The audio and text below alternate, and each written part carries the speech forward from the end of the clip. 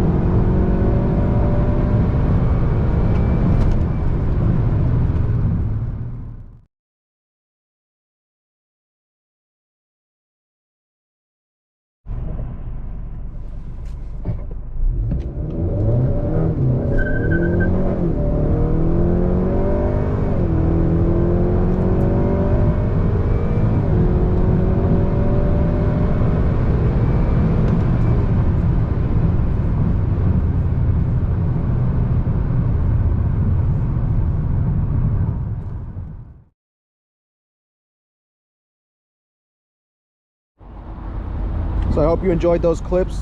Those are the runs. If you guys are new to the channel, this car has a K-tuner in it with stage 2 and an RV6 catted downpipe and a K&N drop in filter. So it's basically a stock car with just a downpipe and a tune, and it's able to run a 13.4 at 101 and change. So that's pretty impressive. And I also have, you know, car seats in the car. It's my daily, so if I could open the door. So those times are with plenty of weight in the car.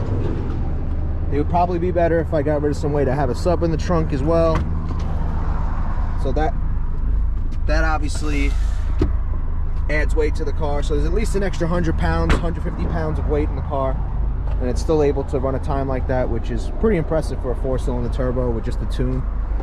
It's not even a custom tune. This is just the Ktuner Stage 2 with just some quick user adjustments, and that's it. So that's pretty much it for the video, guys. Like, comment, subscribe. I'll see you next time. Next time I'll have some new tires to do a review on those, and that's pretty much it. Thanks for watching.